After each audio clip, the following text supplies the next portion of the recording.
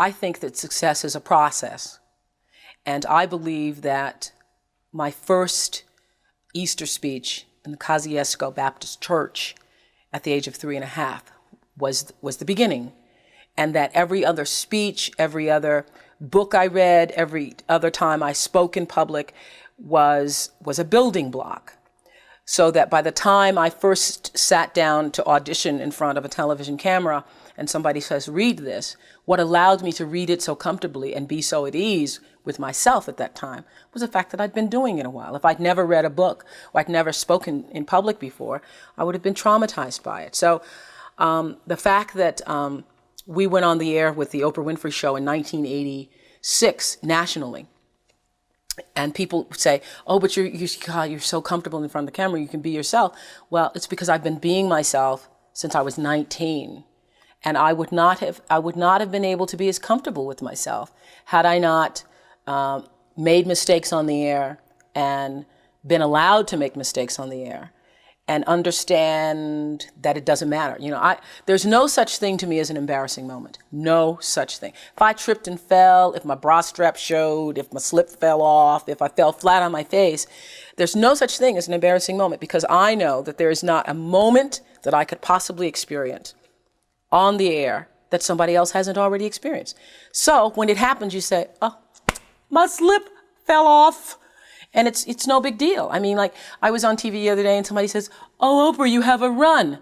Have you not seen a run before in your life? Well, I get them too, let me tell you. So, I mean, I can't be embarrassed. I can't be embarrassed. Now, when I first started out, that was not true because I was pretending to be somebody I was not. I was pretending to be Barbara Walters. So I'd go to a news conference and I was more interested in how I phrased the question and how eloquent the question sounded, as opposed to listening to the answer. Which always happens when you're interested in impressing people instead of doing what you're supposed to be doing.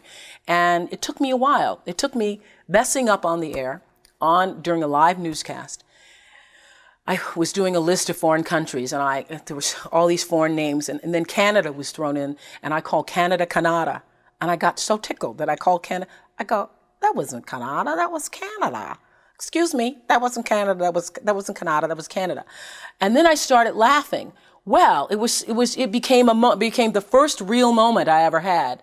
And the news director later said to me, well, if you do that, then you should just keep going. You shouldn't correct yourself and let people know. Well, I know, well, who's ever heard of Canada?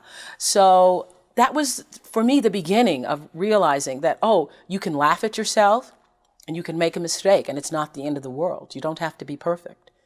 And biggest lesson for me for television, because then it didn't matter. Didn't matter. Oh, sorry, bra strap showing. I only came to co-host a talk show because I had failed at news and I was going to be fired. And the news director was paying me $22,000 a year. God only knows what my co-anchor was making. But was paying me $22,000 a year, and they thought they were paying me too much money to only just do news stories. And so I'd been taken off the 6 o'clock news and was put on the early morning, like 5:30 cut-ins, and they tried to convince me at the time. They said, you're so good that you need your own time period. So we're going to give you 5 minutes at 5:30 in the morning. And I was devastated because up until that point, I'd sort of cruised. I really hadn't thought a lot about my life or the direction it was taking.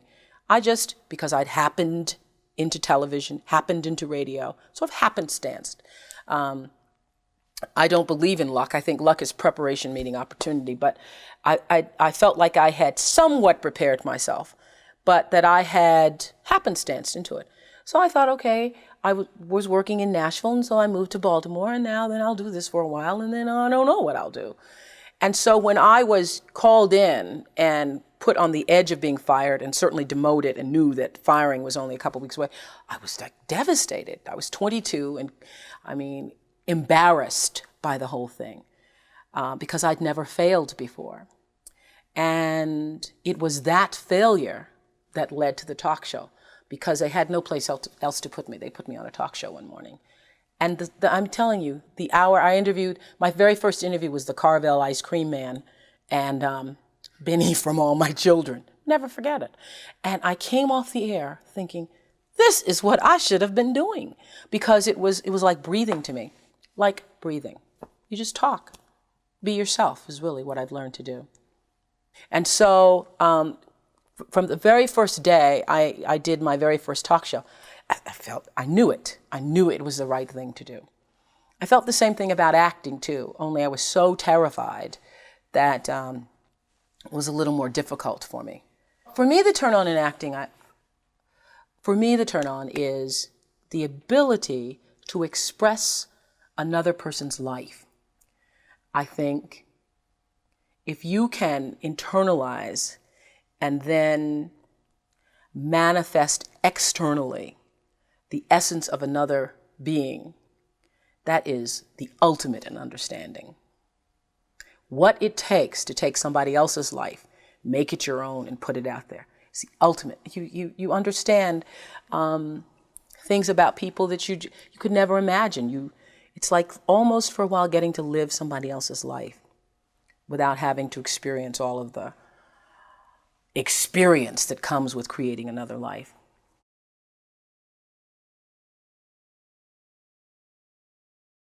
Quincy Jones had, I would not even say an important role, I would say the role in my acting career. Quincy Jones discovered me.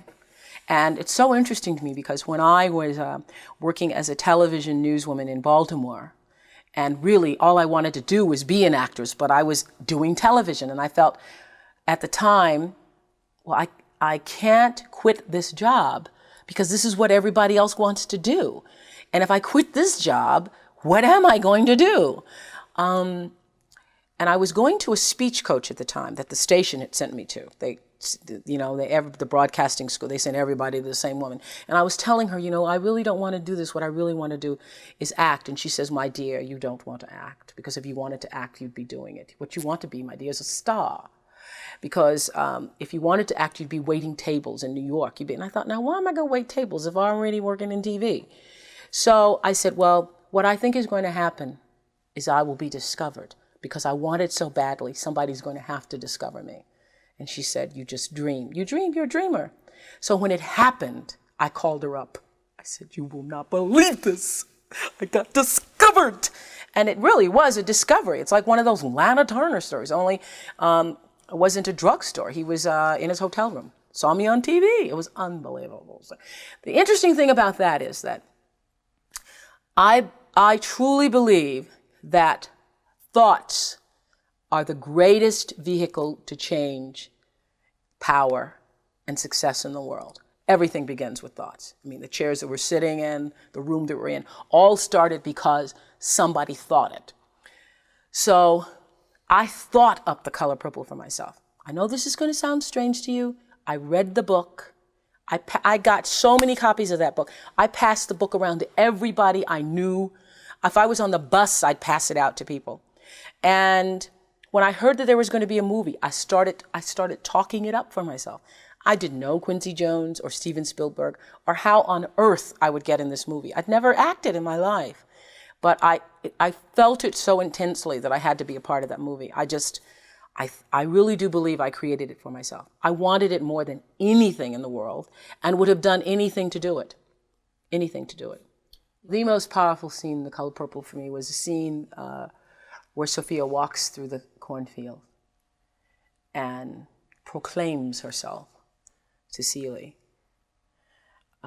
defines and proclaims herself, where she says, all my life I had to fight. I had to fight my cousins, I had to fight my brothers, I had to fight my uncles, but I never thought I had to fight my own house. I did that scene in one take because it was the essence, I thought, of my life. And very liberating to live it through Sophia, because at the time that I spoke it, I wasn't there yet. Because what she is saying is, I fought people all my life, and I'm not going to fight in my own house anymore, in my own space anymore. I'm going to have what I deserve. And it's taken me a while to get to where Sophia was, but it was so liberating. It was all, I think, a part of the process of growth for me to recognize it can be done.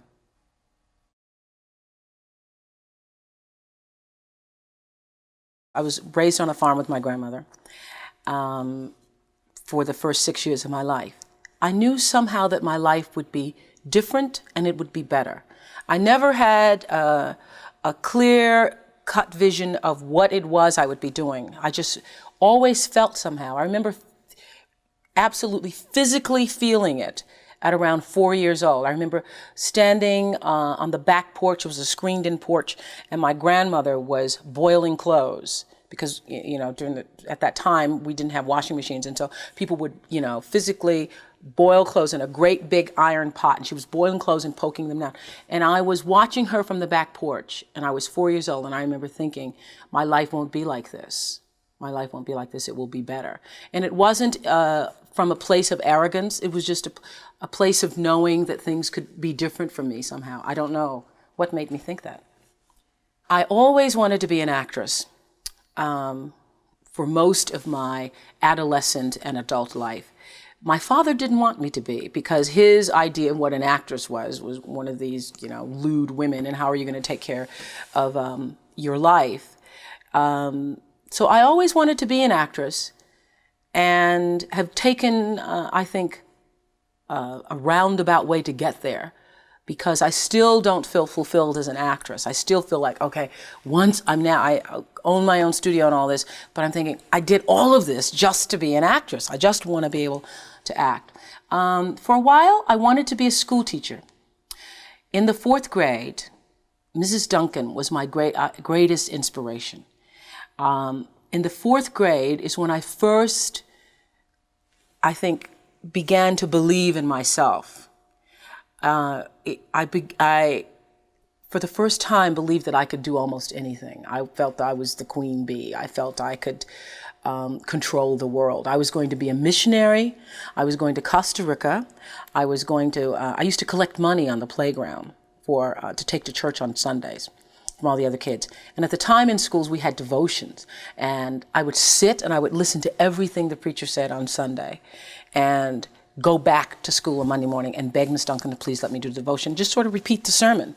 So in the 4th grade, I was called preacher. Kids used to poke fun of me all the time. It didn't bother me because I was so inspired at the time. And a lot of it was because of Ms. Duncan. Mrs. Duncan, Mrs. Duncan. And we did a show not too long ago, and I had favorite teachers on. I just broke down because, first of all, it was the first time I realized Ms. Duncan had a name other than Ms. Duncan. You know, your teachers never have names. I thought her name's Mary. I couldn't believe it.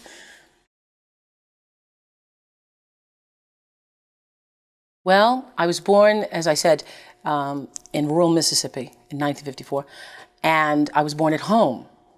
And there were not a lot of educated people around, and my name had been chosen from the Bible. My Aunt Ida had chosen the name, but nobody really knew how to spell it. So it went down as Orpah on my birth certificate, but people didn't know how to pronounce it. So they put the P before the R in every place else other than the birth certificate. So on the birth certificate, it is Orpah, but then it got translated to Oprah, and so here we are. But that's great because Oprah spells Harpo backwards. I don't know what Orpah spells, so.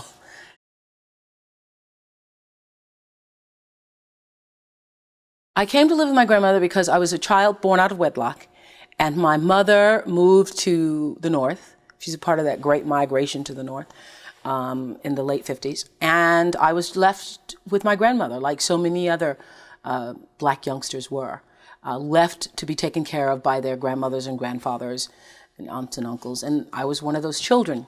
It actually probably saved my life. It is the reason why I am where I am today, because my grandmother gave me the foundation for success that I was allowed to continue to build upon. My grandmother taught me to read, and that opened the door to all kinds of possibilities for me. And had I not been with my grandmother and been with my mother struggling in the north, you know, moving from apartment to apartment, I probably would not have had the foundation that I had. So I was allowed to grow up in Mississippi for the first 6 years of my life, and allowed to feel somewhat special because I was a precocious child, I guess by any standards now. I was taught to read at an early age, and by the time I was 3, I was reciting speeches in the church. And they'd put me up on the program and they'd say, and little Mistress Winfrey will render a recitation. And I would do, Jesus rose on Easter Day. Hallelujah, hallelujah, all the angels did proclaim. And all the sisters sitting in the front row would fan themselves and turn to my grandmother and say, Hadame, this child is gifted. And I heard that enough that I started to believe it. Maybe I am. I didn't even know what gifted meant, but I just thought it meant I was special. And so anytime people came over, I'd recite. I'd recite Bible verses and poetry. By the time I was 7, I was doing Invictus by William Ernest Henley. Out of the night that covers me, black as a pit from pole to pole, I thank whatever gods there be for my unconquerable soul. And at the time I was saying, I didn't know what I was talking about, but I'd do all the motions, out of the night that covers me. And people would say, ooh, that child can speak. And so that's, whatever you do a lot of, you get good at doing it. And that's just about how this whole broadcasting career started for me. I was an orator for a long time. I've been an orator really basically all of my life, 3.5, and then coming up in the church speaking. I did all of James Weldon Johnson's sermons. He has a series of 7 sermons, beginning with the creation and ending with judgment. I used to do them for churches all over the city of Nashville. I've spoken at every church in Nashville at some point in my life, I think. And you sort of get known for that. Other people were known for singing. I was known for talking. And by the time I entered college, what I really wanted to do was be an actress, but I got hired in television. And so I never was able to make any of the play rehearsals. Story of my life.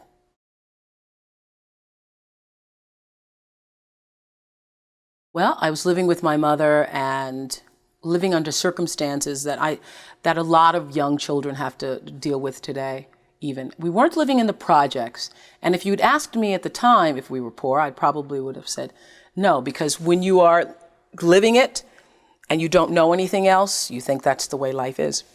And I was raped when I was 9 by a cousin and never told anybody until I was in my late 20s. Not only was I raped by a cousin, I was raped by a cousin and then later sexually molested by a friend of the family and then by an uncle. It was just an ongoing, continuous thing. So much so that I started to think, this is the way life is. And not until, I'd say, a year ago did I release the shame for myself. Because I was in the middle of an interview with a woman named Trudy Chase, who has multiple personalities and was severely abused as a child. And I think it was on that day that for the first time, I recognized that I was not to blame because I became a sexually promiscuous teenager, and as a result of that, got myself into a lot of trouble, and believed that I was responsible for it. It wasn't until I was 36 years old, 36, that I connected the fact, that's why I was that way. I always blamed myself. Even though intellectually I would say to other kids, I would speak to people and say, the child is never to blame. You're never responsible for molestation in your life. I still believed I was responsible somehow, that I was a bad girl. And just released it in the middle. And so it happened on the air, as so many things happened for me, happened on the air in the middle of somebody else's experience. And so I thought I was going to have a breakdown on television. And I said, stop, we've got to stop rolling cameras. And they didn't. And so I sort of got myself through it. But it was really quite traumatic for me. Mm-hmm. My openness is the reason why I did not do so well as a news reporter, because I used to go on assignments and be so open that I would say to people at fires and they'd lost their children, that's okay, you don't have to talk to me. Well, then you go back to the newsroom and the news director, what do you mean they didn't have to talk to you? I say, but she just lost her child and, I just felt so bad. So I didn't do very well. I was absolutely too involved. I'd go to funerals of people and not go in. I wouldn't want to talk to them, disturb them.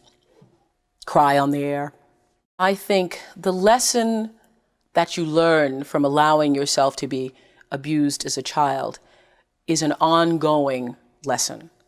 What I recognize is that the same thing that in some cases causes a child to be abused is the same thing that causes, you to be abused as an adult, is the same thing that in your adulthood that allows you to never be able to say no to people. And I realized that I was the kind of child who was always searching for love and affection and attention and somebody to look at me and say, yes, you are worthy. And unfortunately, there are adults who will take advantage of that and misread your intentions. And just part of the process for me as an adult has been to come to recognize that my inability as an adult female to say no, I call it my disease to please as a female, is the same thing that caused me to be victimized as a child. Because many times I would get myself into situations as an adult where I didn't want to say no because I didn't want to hurt anybody's feelings. I didn't want to say no because I didn't want anybody angry with me. I didn't want to say no because I don't want people to think I'm not nice. And that to me has been the greatest lesson of my life, is to recognize that I am solely responsible for it, and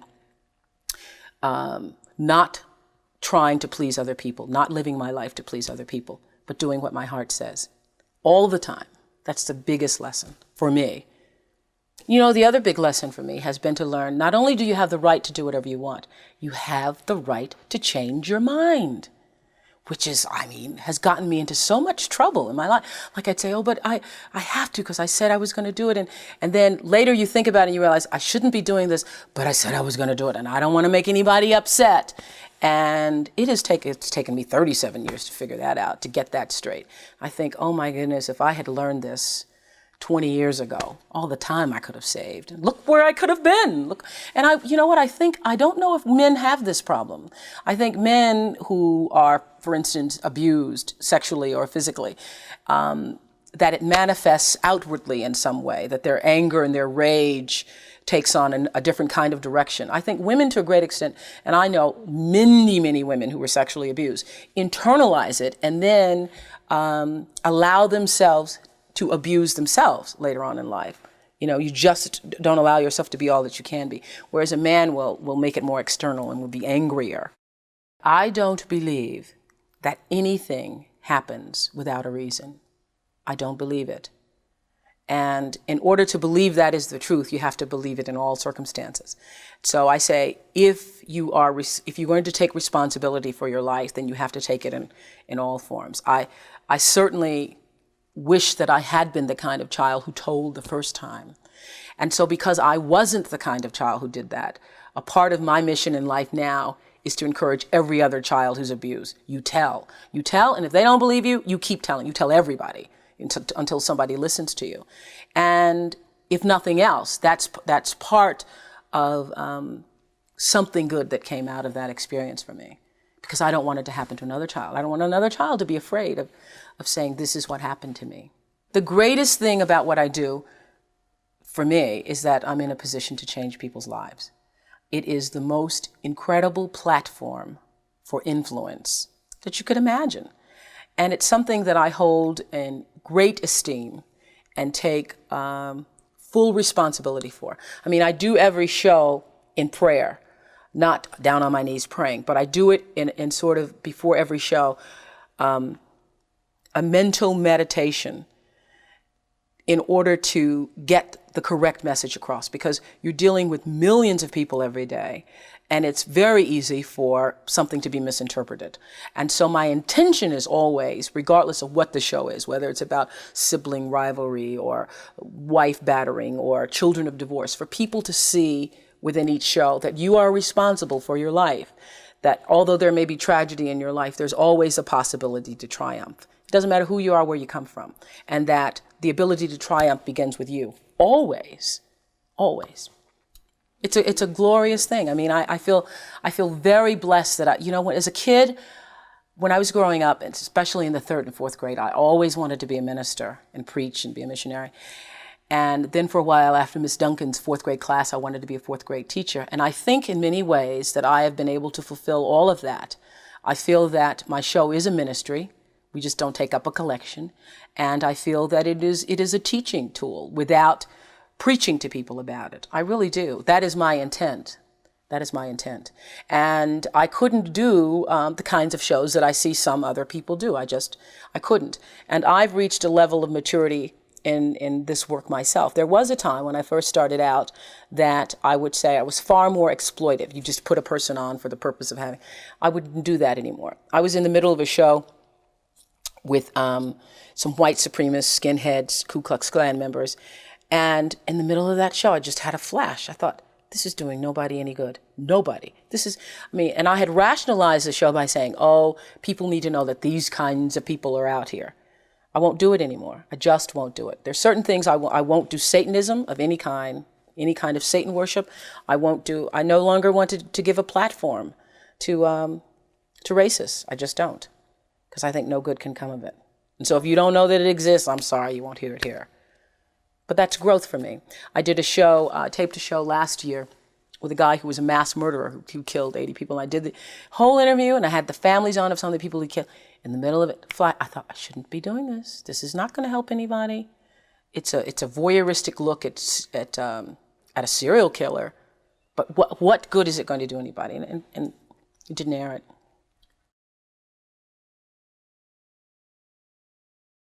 I loved books so much as a child. They were my outlet to the world. And I still do. People ask me, what do you do in your spare time? That's what I do. I read. There's so many books. I went through a period of Lois Linsky books. She wrote Strawberry Girl and lots of stories about these little peasant children. And I went through a period where I wanted to be them. And what I would do is I'd read the character, and whatever book I was reading, that's who I wanted to be that week. I read a book in the 3rd grade about Katie John, and who hated boys, and she had freckles. Well, Lord knows I'm not going to have freckles, no way, no how. But I tried to put some on. And I went through my Katie John phase. I think the book that moved me the most growing up was A Tree Grows in Brooklyn. Oh, and because I had a tree in my backyard too, so I identified with her. I just thought, well, this is my life. And then I discovered Maya Angelou's I Know Why the Caged Bird Sings. And I thought, well, first of all, it's the first time I'd ever encountered another woman who had been sexually abused. I couldn't imagine it. I felt that way too when I read The Color Purple. I read the first page of The Color Purple, put the book down and wept. I could not believe it, that someone had put this in writing. It's unbelievable. Yes, to know that you're not the only one, because at all this time you carry this burden. You think, nobody else in the world has been through this. Nobody else is as bad as you. And then you discover that you're not so bad after all. It's an amazing thing.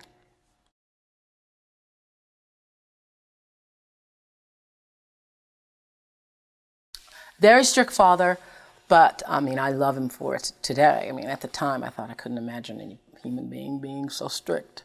And what was he being so strict for? Yes, he was a big influence in my life, just very, not even as much strict as he was, had some concerns about me making the best of my life, and would not accept anything less than what he felt was my best. I remember my father saying to me, you can't bring C's in this house because you're not a C student.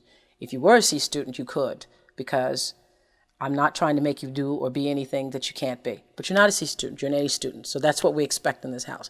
And it was just so matter of fact. And I knew he was not faking it one bit. So I never even tried it. I never even tried to bring in a C, because I realized that it's just not acceptable. Now, when I was living with my mother, I was very rebellious.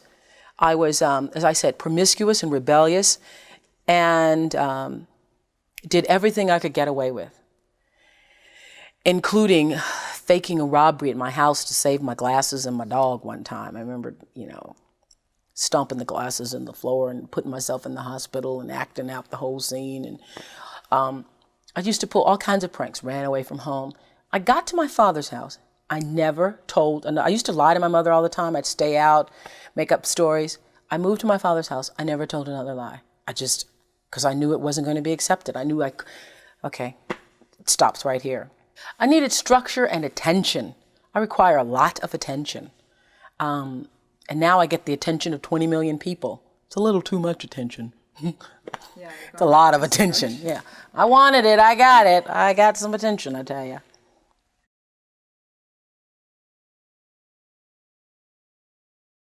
I got picked as 2 students in the state. And I think I was 16 years old at the time for a White House Conference on Youth. I was being interviewed by a local radio station. And a year later, I was 17 at this time, there was a contest being sponsored in town called the Misfire Prevention Contest. And the guy who'd interviewed me at the radio station, his name was John Heidelberg, remembered me. He just remembered that I'd given him a nice interview and I was a kid. And they needed a teenager. So he said, what about that girl that was here last year? Yes. And so I was all of a sudden representing this radio station in the Misfire Prevention Contest, where all you had to do was parade around in an evening gown, answer some questions about your life. You know, it was one of those little teeny tiny beauty pageants. Well, nobody expected me to win the pageant because we were still Negroes at the time. And I've been colored, Negro, black, now I'm African American. So we're still Negroes, and I was the only Negro in a pageant of all red-haired girls, and it's the Misfire Prevention Contest. So the Lord knows I'm not going to win. So I was very relaxed about it. I thought, well, I got a new gown, and this is great. So when it came time for the question and answer period, they asked, what would you do if you had $1 million? And one girl said, if I had $1 million, I'd buy my mom a fridge tire, my dad a truck. Someone else said they had $1 million, they'd buy their brother Bubba a motorcycle because he's always wanted one, and they'd give it to the poor. And I said, all totally relaxed because I'm not going to win anyway, if I had $1 million, I would be a spending fool. I'm not quite sure what I would spend it on, but I would spend and fool. Well, I ended up winning, and there was another question about what I would like to do with my life, my career. Well, everybody wanted to be a nurse or a teacher, and I made this big speech about broadcast journalism, mainly because I had seen Barbara Walters that morning on the Today Show. So I thought, no, see, what can I be? I can't be a nurse, can't be a teacher, because that's what they were. So I said I wanted to be a broadcast journalist because I believed in the truth, was interested in proclaiming the truth to the world. And I won the contest. Well, what a shock, Negro me. And that was the beginning of my broadcasting career, because when I went back to the radio station to pick up my Longines watch and my digital clock, they asked me would I like to hear my voice on tape. They said, would you like to hear your voice on tape? Just sort of as a little treat for me. Come here, let's listen to your voice. And I started to read. Now, I've been reading since I was 3. They couldn't believe how well I read, and I was hired there. So somebody said, sit down and read, and they said, come hear this girl read. And then someone else, and before I knew, there were 4 guys standing in the room listening to me read. And I was hired, 17 years old, in radio. At the time, I was still a senior, so I had to only work after school. So I'd finish, get there by 3:30, and I'd do on-the-air newscasts. Well, all my friends just hated me because they're cutting grass. And my sophomore year in college, someone heard me on the radio and said, we heard you on the radio, would you be interested in working in television?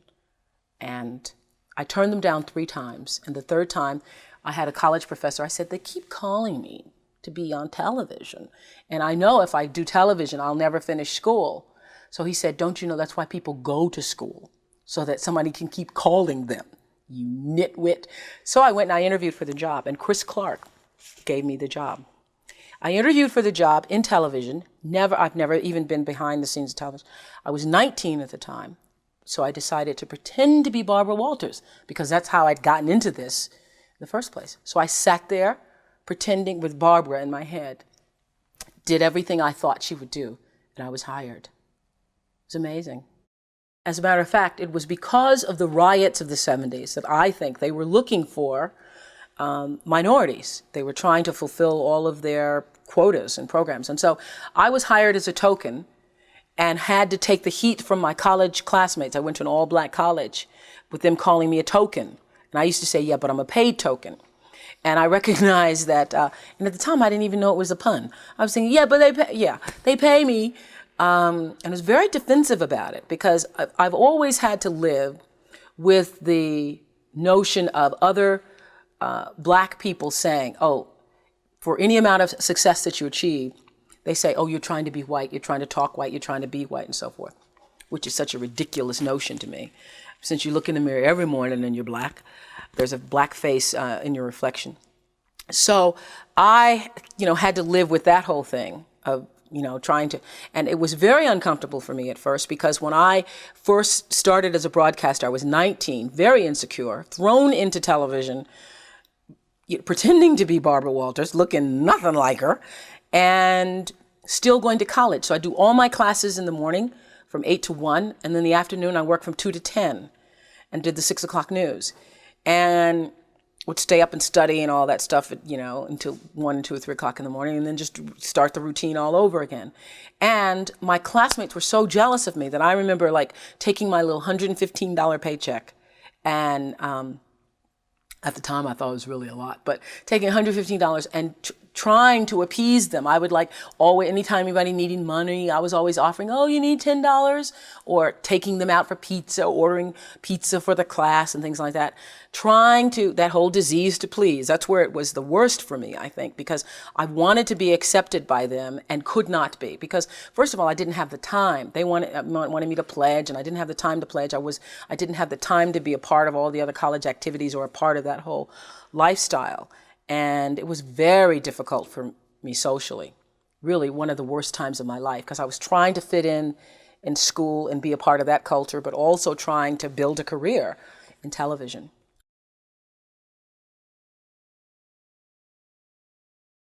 Well, now I think it's courageous, and the interesting thing about it is, if you were telling me my life story and it was about somebody else, I'd say, oh, how courageous. It's very difficult for me to give myself that credit. I mean, it's very difficult for me to even see myself as successful, because I still see myself as in the process of becoming successful.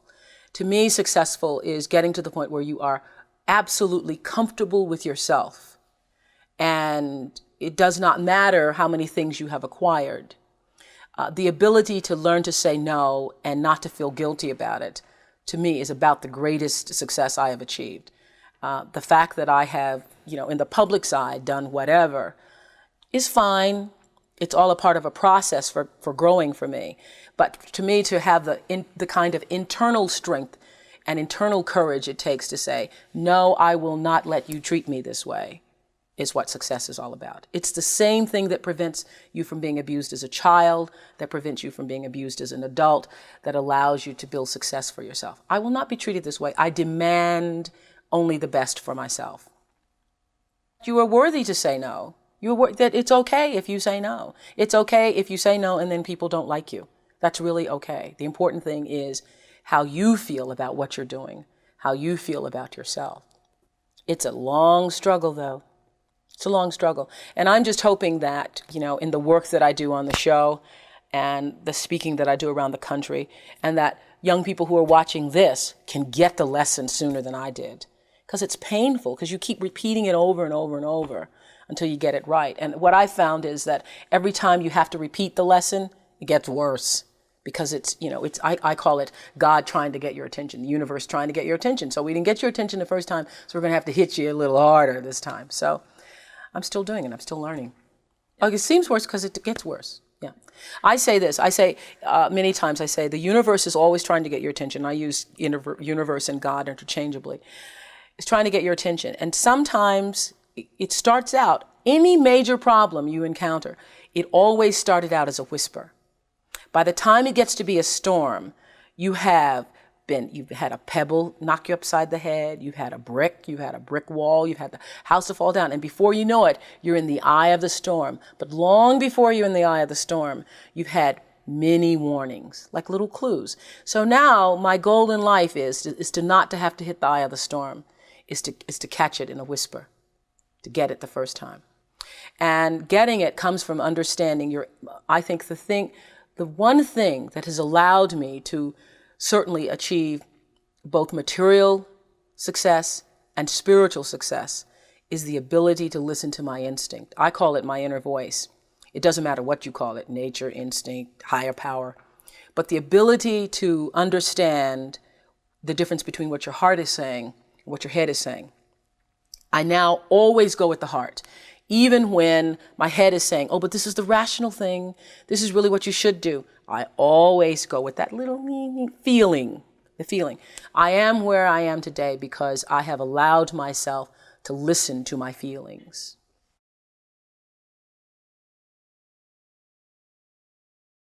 My ability to get people to open up is only attributed, I think, to the fact that there's a common bond in the human experience. We all want the same things.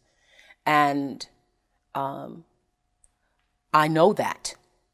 I really do know that I am no different than anybody else. Now, one of my greatest struggles in life has been to come to recognize that I am as worthy as the next guy. And I think that the moment you start thinking that you're better than somebody else, then you've lost sight of who you are. Because the truth of the matter is, we're all the same. And I know that. I really know that. And I think people sense that. And so people, I'm telling you, I don't see myself certainly as a celebrity, as a star, because people are so familiar with me. It's not like with other celebrities. I see people react to other people, and it's not like it is to me. People say, "Hey, Oprah, come on over here and sit down." Every day at the end of the show, they say, "You want to go to lunch? You want to come to my house? We're fixing so and so for dinner." I mean, it's just, if I'm sitting out at a restaurant, people come up and they sit down, they bring their children. It's just very familiar. And I think that the ability to, the reason why people open up so much on my show is because I open up. They feel comfortable doing it, and they know that I am not going to ridicule them. I want everybody on the show, even if I disagree with you, to leave with a sense of dignity, to maintain their own dignity.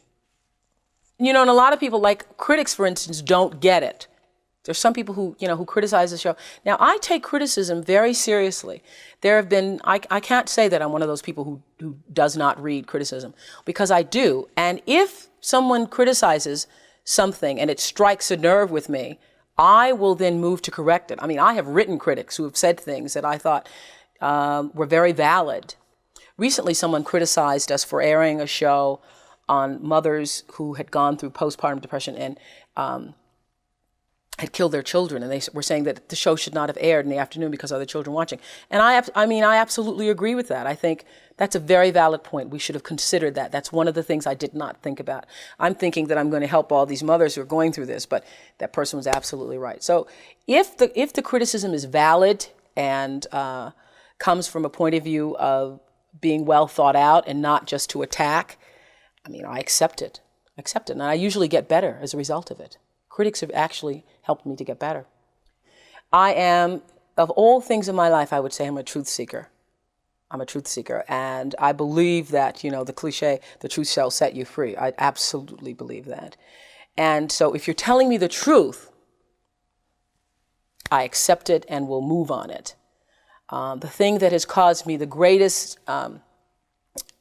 dismay or disappointment in this life has been the fact that people can write things about you that are not true. It's astounding to me. It's astounding, and I don't want to sound like, one of those people who's, in the public complaining about it, but it is just astounding to me that it can happen. And had it not happened to me, I would not believe somebody else complaining about it. I'd say, well, some of it has to be true. And that is, it's really my only gripe about being who I am right now, is that people can say things and print them, and they're not true, that you can just sit up and make up stories. It goes against everything I believe in, because I really don't care what you print about me if it's the truth. I think I've adjusted pretty well. I think I'm really, I'm probably one of the most balanced people I know to live under such a microscope, I think. And I think that you have to put it all in perspective and understand who you really are. And who I really am is not some person who's, just on television every day. That is something that I do. And what I think is important is for people to not to look at my life or anybody else's life, particularly celebrities, because I think adoration is unhealthy. And, when you look at the list of people that students choose to admire in this country, I think that there's so many people who do such incredible things. Incredible things. I was, last year met the guy who split the neutrons in two, and they do things you think, my God, they do things to atoms that you can't even pronounce. And I think, well, wouldn't it be wonderful if those kinds of people got publicity? Wouldn't it be wonderful if we paid attention to some of the more humanitarian things that are going on, things that are really of value. I think just because you can do a video and you can dance really well, or you can sit on a talk show and you can talk to people, that is not necessarily to be held in the highest of esteem, because that isn't what makes life meaningful. It really is not.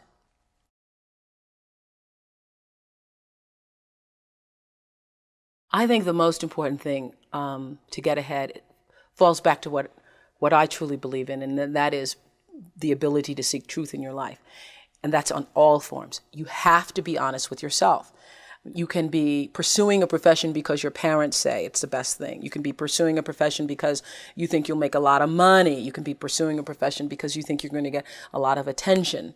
None of that will do you any good if you're not being honest with yourself. And the honesty comes from your natural born instinct will tell you when you're doing something whether or not this feels right. You feel a sense of accomplishment and fulfillment and worthiness to the world in such a way that you know you're doing the right thing. You don't have to ask anybody. When you're doing the right thing, you don't have to say, you think this is okay?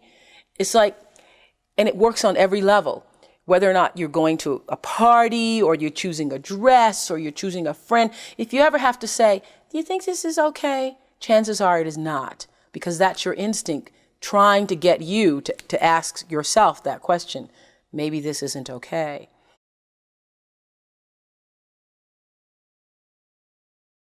I feel that luck is preparation meeting opportunity, because the reason I feel so strongly about that, and it's not just a saying for me, I was hired in television in 1973, right after the riots of 71, 72. And other black and female people were hired at the same time. People accused me of being a token at the time. It didn't really bother me because I realized that I was going to stay there. Once I got there, I realized nobody's getting me out of here. This is not just a phase for me. And so I sort of began to create my own luck. I said I knew how to edit when I didn't. I said I knew how to report on stories. I went to my first city council meeting. I wasn't quite sure of what to do, but I had told the news director that I did. So then what you have to do is be willing to admit that you know nothing. So I walked into the city council meeting and I announced to everybody there, this is my first day on the job and I don't know anything. Please help me, because I've told the news director, Channel 5, that I know what I'm doing. Please help me. And they did. And from that point on, all those councilmen became my friends, and I'd come in the council meeting and they helped me out. And I realize now it was because of my willingness to say, I don't know it, but if you will just, if you will just help me out. So that I learned. And I also learned that when, one of the biggest lessons I've learned recently is that when you don't know what to do, you should do nothing until you figure out what to do. Because a lot of times you feel like you're pressed against the wall and you've got to make a decision. You never have to do anything. No, don't know what to do. I do nothing. I wait. And that has been a big lesson. To be willing to be still with myself and trust myself and my higher power to help me make the right decision and to not feel pressured. See, I think, we create stress for ourselves because you feel like you have to do what other people, you have to do it, you have to. I don't feel that anymore. All the mistakes I've made in my life, I've made because I was trying to please other people. Every one of them. There's not one that I've made because I did something because I really wanted to do this for myself. Every mistake I've ever made is because I went outside of myself to do something for somebody else that I should not have, to please them, just for the purpose of pleasing them. Not good.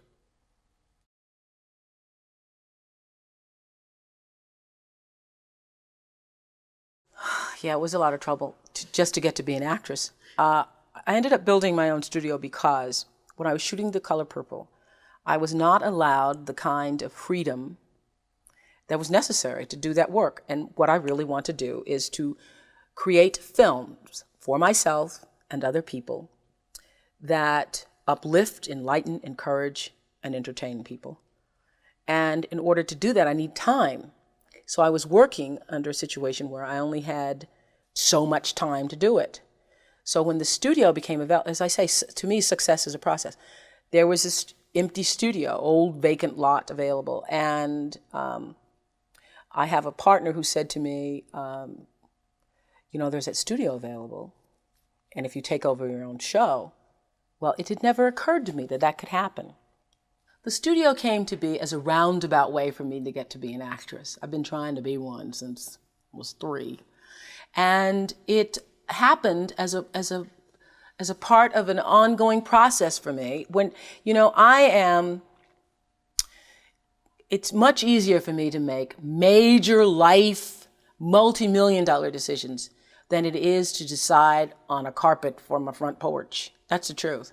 I was in the Kmart store, and I couldn't decide between the ones with the kittens and the ducks. I had them all laid out. They're $5.99 a piece. It took me longer to make that decision as to which mat I would have for when you first welcome friends, welcome to my house, all that, took me longer to make that decision than it did to decide to get my own studio.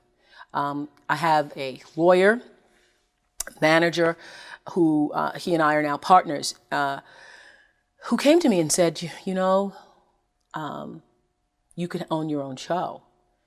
And before he said that to me, I thought, own my own show. I just totally dismissed it because the idea, how am I going to own my own show? I have a contract. What am I going to do? He said, you can own your own show, and there is a studio that was the old Fred Nile studio that is going to become available. It needs a lot of work. And I thought nothing of it at the time. I totally dismissed it because he was always making projections and coming up with ideas. And I just thought okay, I'll let him dream on. Just as my speech coach had said to me many years ago, dream on, because I had a really solid contract. When I was shooting The Color Purple, I didn't have enough time to shoot it. I was begging for time because I realized that what we were doing was something very special. But it's very difficult to convince, news people that. Oh no, it's really not what you think. So the studio came about as a result of me wanting more time and creativity and control for myself. I bought the studio so that I would be able to act and do the show at the same time, so that I would be able to do 2 things that were very important to me. The show is very important to me because it is a platform from being able to make a difference in people's lives, to influence them to change for the better. And so I don't want to give that up until it's time, and I will know when it's time. I don't want to be the kind of person that stays in the ring too long and gets punch drunk from the experience. I just want to be able to do it for as long as it works. And I know it's not going to work forever. And for as long as I can be of influence and make a difference, then that's what I want to do. But I also want to act because I think that being able to create work that, for one, puts the Black cultural experience on screen, that's very important to me. I've been Black, I've been female all my life. That's the only thing I know. So I know that experience. I love being a woman, and I love being a Black woman. I read mostly female literature because, I just find like I'm drawn to it. If I'm in a bookstore, I'm just sort of like kind of drawn to the women writers because that's what I know. And so I want to be able to put that on screen. I want to be able to do work that encourages, enlightens, uplifts, and entertains people. There's work I would not do. I get offered a number of scripts and have chosen not to do them because, fortunately, I'm in the position that I don't have to work for the sake of working. To me, it's far more important to the process of the work is far more important to me in many cases than the end result. Once the picture's finished, that's fine. But to me, the process of working on it, for me, every day, the process of working on a show and being in the midst of the show, being right in the heart of it, is far more stimulating, fulfilling, and exciting to me than, finish the show. Then I'm on to the next thing.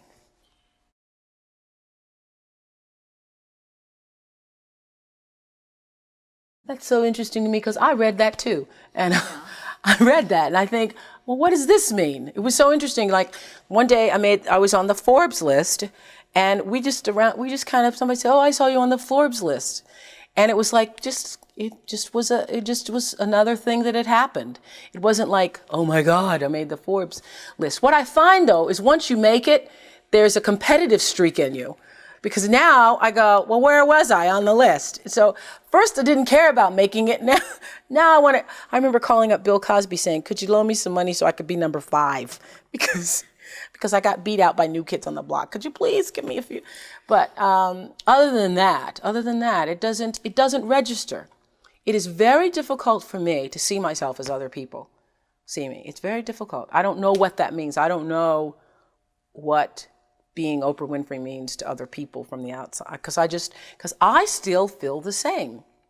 I really do. I feel the same as I did when I was 22 and struggling. I still, because it's the struggle has taken on a different form for me. The struggle is more of an inner self struggle, trying to find the truth for myself now than it is trying to get enough money to pay my light bill. And so actually it was easier trying to find enough money to pay my light bill than discovering what the truth of your life is all about. And so what other people view as successful is not what my idea of success is. And I don't mean to belittle it at all. I think it's really nice to be able to have nice things. What material success does is provide you with the ability, I think, to concentrate on other things that really matter. And that is being able to make a difference, not only in your own life, but in other people's lives. That's really all it's good for. It's because you no longer have to focus your attention on how you're going to pay your car note and whether or not you're going to sign your last names so that when the check gets there, they can send it back to you. You can say, oh, forgot to sign it. You don't have to play those games anymore. So you really have the time and the attention to focus on other things. And the big question for me in my life is now that I have achieved some material success is, what do I do with it? How do I use this to make a difference? For me, education is about the most important thing because that is what liberated me. Education is what liberated me. The ability to read saved my life. I would have been an entirely different person had I not been taught to read when I was at an early age. My entire life experience, my ability to believe in myself, and even in my darkest moments of sexual abuse and being physically abused and so forth, I knew there was another way. I knew there was a way out. I knew there was another kind of life because I'd read about it. I knew there were other places and there was another way of being. And so it saved my life. So that's why I now focus my attention on trying to do the same thing for other people. Education. I don't think you ever stop giving. I really don't. I think it's an ongoing process. And it's not just about being able to write a check. It's being able to touch somebody's life in such a way that Mrs. Duncan touched mine. It's being able to make a child see the light in him or herself, making someone else see that for themselves. I know that if I didn't have the money, listening to somebody who had it, I'd probably not believe them, because you can't believe it. Because if you don't have money and you're just trying to make ends meet, you think if you just could make ends meet, that would make everything all right for you.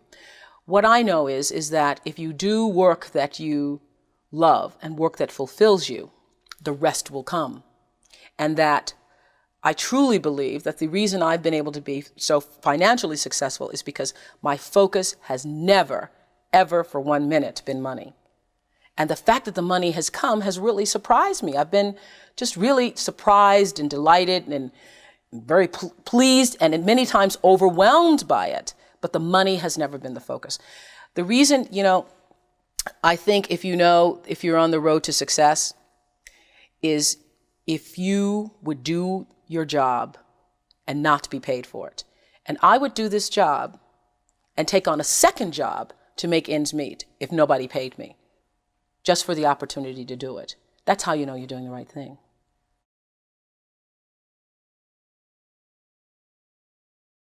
I have people that I trust, and one of the things that, if I may pat myself on the back for, is that I try to surround myself with people who are smarter than I am. I think that the ability to be as good as you can be comes from understanding who you are and what you can and cannot do. And what you can't do is far more important than what you can do, if what you can't do is going to keep you from flying as high as you can. Now, when my lawyer first came to me and said, you can own your own show, it literally took the ceiling off my brain, because I had never even thought that high before. I never even thought that was possible. And everybody needs somebody in their life to say, yes, you can do it. I have a niece who's 15, who several years ago, I said to her the same thing my father said to me. I said, you are too smart to get C's. I mean, I heard my father speaking. We were crossing the street one day and she was talking about her grades. You're too smart to do that. You could be an A student. And she said, do you really think I can? Oh, of course. I said, you're such a bright person. And she started getting A's and said to me a year later, nobody ever told me I could. And I think that one of the most important lessons to learn is that we are all responsible for our lives, but nobody gets through this life alone. Everybody needs somebody to show them a way out or a way up.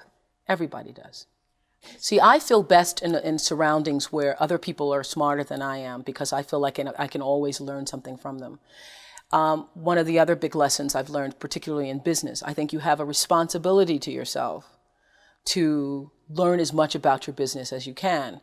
And so I sign every check, although it is now tedious, because the bills that come in from maintaining a studio, everything from Federal Express to Xerox to every tape that needs repaired and so forth, it gets to be a lot. I have stacks and piles of checks to do, and I know that there are a lot of successful people who don't do that.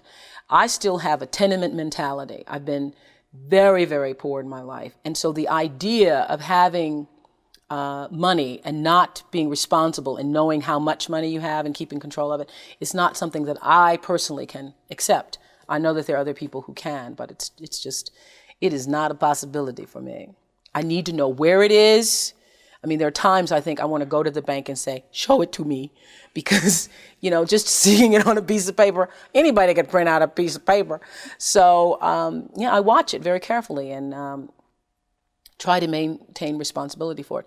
But my success in business has come, when I first started being a, quote, businesswoman, I worried about, how do you do this? And I realized that you do this the same way as you do anything else. You be fair. Try to be honest with other people, and you be fair.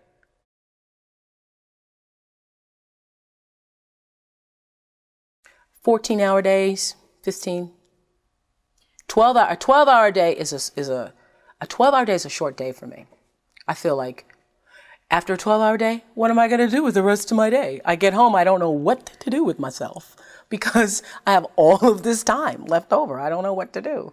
So I feel most comfortable working 14 to 16 hours, because then at least I can go home. Usually I take a bubble bath. I love bubbles. Now that's the one big luxury I've given myself, is that now that I've attained some material success, I will use an entire half a bottle of bubble bath at one time.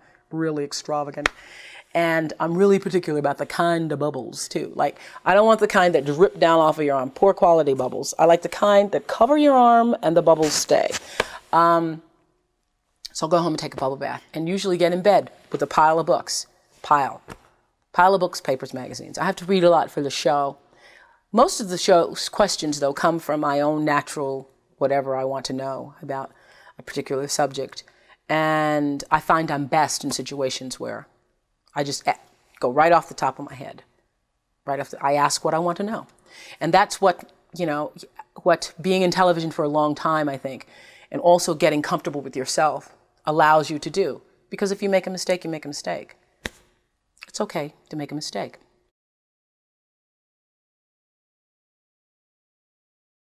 I could tell you, it's like Steve Martin has a joke about how some people go to the drugstore and they sell flare pins. And he says, and I get paid for doing this. And I feel the same way. I feel like I would do it if I didn't get a dime for it.